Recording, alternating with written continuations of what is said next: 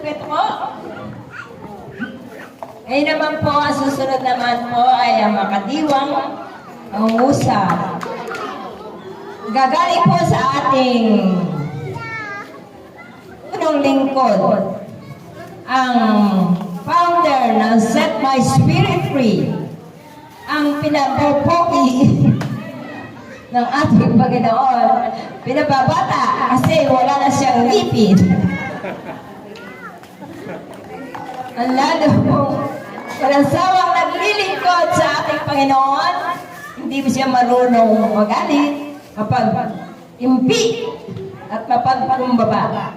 Walang iba kundi ang ating punong lingkod, Brother Dominador Diwa.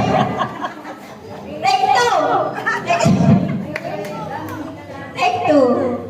Brother Dominador